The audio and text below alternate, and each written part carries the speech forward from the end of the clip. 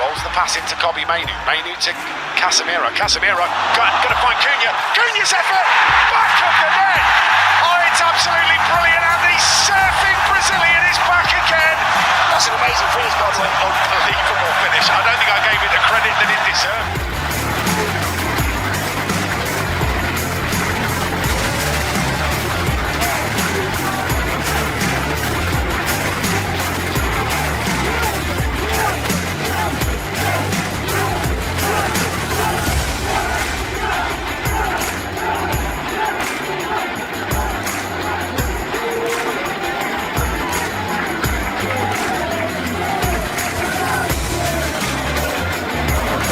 Mengutip petuah bijak dari fans King MU, boleh begadang nonton bola, asalkan timnya jago.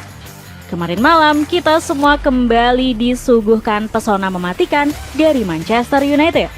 Jujur, cahaya kemenangan King MU atas Fulham terlalu silau untuk diabaikan. Pelan-pelan kita bisa melihat aura serangan ganas The Red Devils seperti di era Sir Alex Ferguson. Matheus Cunha, Bryan Mbeumo, Amad Diallo sampai Benjamin Sesko mendadak punya aura penghancur gawang lawan. Mereka begitu cair dan fleksibel bertukar posisi, mengeksekusi counter attack dengan cepat atau mencetak gol-gol spektakuler. Semua itu adalah hasil dari racikan jenius dari Michael Carrick. Saking hebatnya performa King MU di era Carrick, kalian para fans setan merah boleh berkata, itu logo puncak klasemen mau turun sendiri atau diturunkan sama King MU. Skema fleksibel lini serang King MU. Kalau ada teman kalian yang dikit-dikit joget sambil tersenyum bahagia, atau tiba-tiba semangat kerja padahal ini hari Senin, fix banget dia pasti fans King MU. Mereka lagi demam jogetan penghancur kekalahan ala Matheus Cunha.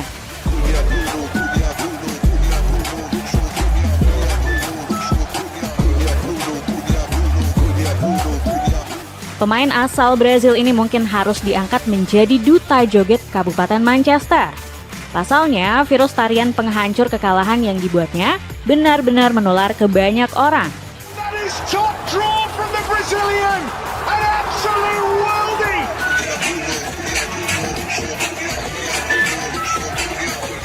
Bukan cuma fans United, bahkan selebrasi Cunha ini sampai ditiru oleh anak perempuan Harry Maguire.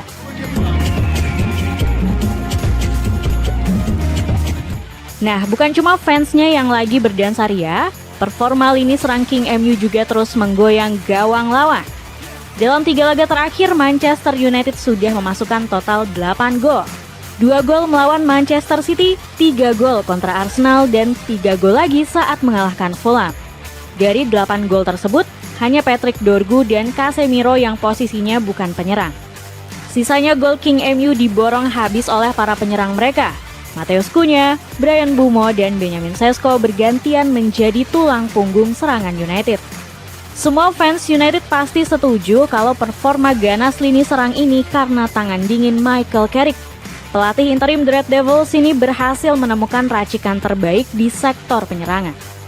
Dengan formasi 4-2-3-1, Carrick justru berhasil mengeluarkan kemampuan tak terduga dari para pemainnya.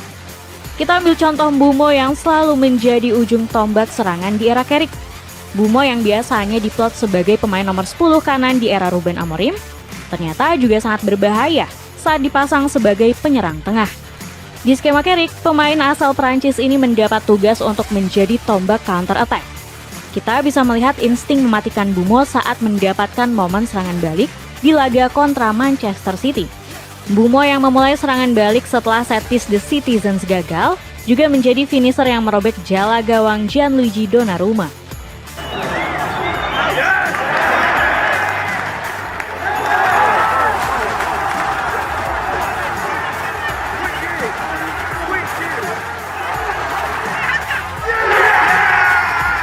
Sebagai informasi, proses gol Mbeumo ke gawang City ini hanya butuh waktu 12 detik. Selain menjadi tombak counter attack, Mbeumo juga diberi tugas sebagai mesin pressing. Ia sering diduetkan bersama Bruno Fernandes untuk membentuk shape 4-4-2 saat United melakukan pressing. Kemudian sosok Cunha juga mendapat manfaat luar biasa dari racikan skema Carrick. Pemain asal Brasil ini diberikan peran free roll alias kebebasan untuk menjelajah seluruh area lapangan. Kalau hanya dilihat dari formasi di atas kertas, Cunha sebenarnya bermain sebagai winger kiri. Namun saat pertandingan melawan Fulham, dia bisa masuk ke area tengah. Ketika Cunha menerobos ke zona half space ini, Luke Shaw menjaga kelebaran di sisi kiri. Nah, kalau kalian merasa ini cuma kebetulan, kalian harus lihat apa yang terjadi saat Cunha bergerak meninggalkan posisi aslinya. Karena apa yang dilakukan Cunha sangat vital dalam pertandingan kontra Fulham. Ia berhasil menarik bek tengah kanan Fulham yakni Joachim Andersen sehingga tercipta celah-celah di belakang pertahanan tim tamu. Bahkan sang pemain tiba-tiba nongol di sisi kanan lapangan, persis seperti yang terjadi di proses gol yang dicetaknya sendiri ke gawang Bernd Leno. Peran Cunha yang lebih bebas ini bikin serangan King MU di era Carrick sangat sulit ditebak. Satu pemain tiba-tiba bisa bertukar posisi dengan pemain lain dengan sangat cepat. Di tangan Carrick, Amad Diallo juga kembali bermain di posisi terbaiknya. Pemain asal Pantai Gading ini sekarang bisa lebih sering mengancam pertahanan lawan karena tidak lagi bermain sebagai wingback. Saat menghadapi Fulham, Amad menjadi pemain yang paling banyak membuat dribble sukses. Amad mencatat 3 dribble sukses dari 7 kali percobaan selama 90 menit. Meski performa lini serang King MU semakin gacor di tangan Carrick, kita juga tidak boleh melupakan peran Amorim. Revolusi penyerangan setan merah sudah dimulai sejak pelatih asal Portugal tersebut datang. Amorim berhasil mendatangkan striker seperti Cunha, Bumo, dan Sesko yang menjadi upgrade dari musim sebelumnya. Bayangkan di musim lalu, fans King MU harus berdamai dengan pemain seperti Alejandro Garnacho, Marcus Rashford, atau Anthony. Kami tidak berusaha merendahkan ketiga pemain ini. Namun, jujur nih, Garnacho, Rashford, atau Anthony jelas levelnya masih di bawah Cunha, Bumo, atau bahkan Sesko. Kebangkitan Benjamin Sesko. Kita sudah membahas performa lini serang King MU secara kolektif. Nah, sekarang kami akan mengulas satu poin khusus untuk mengapresiasi performa Benjamin Sesko. Sejak Michael Carrick datang, masa depan Sesko tiba-tiba menjadi tanda tanya. Siapa yang menyangka kalau Carrick akan lebih memilih Bryan Bumo sebagai ujung tombak dibanding Sesko? Sudah 3 pertandingan terakhir, Sesko tidak menjadi starter di 11 pemain utama United. Fans United mungkin mulai sedikit trauma dan khawatir Sesko akan bernasib sama dengan Rasmus Højlund. Dua striker ini punya kemiripan dalam proses karir mereka di Old Trafford. Baik Sesko dan Højlund sama-sama datang dengan bandrol mahal, masih berusia muda dan ditebus dari liga yang intensitas permainannya lebih lambat dari Premier League. Højlund sudah boleh dibilang telah gagal menjadi striker masa depan United. Lantas, bagaimana dengan nasib Sesko yang sejak awal berseragam setan merah memang sudah diprediksi akan flop? Louis Saha selaku ex-penyerang United langsung menyebut Sesko bakal kesulitan beradaptasi. Secara fisik dia tidak akan memiliki banyak hal yang harus dilakukan. Secara taktis, menurut saya Sesko akan kesulitan karena tim sedang dalam masa transisi, ujar Saha. Bukan hanya Saha, bahkan Ruben Amorim sebenarnya tidak menginginkan Sesko sebagai target utama di posisi striker. Menurut laporan The Athletic, sang penyair lebih terpikat pada striker Aston Villa yakni Ollie Watkins. Meski begitu, Amorim tetap berusaha memaksimalkan Sesko dan percaya pada proses sang striker. Aku merasa bahwa Benji bahkan lebih baik daripada yang aku bayangkan. Sekarang kita harus berhati-hati karena Ben akan menjadi striker kita selama bertahun-tahun, tegas Amorim. Kini omongan Amorim terbukti usai pertandingan melawan Fulham. Sesko menjawab tuntas kepercayaan klub dan fans lewat gol penentu kemenangan.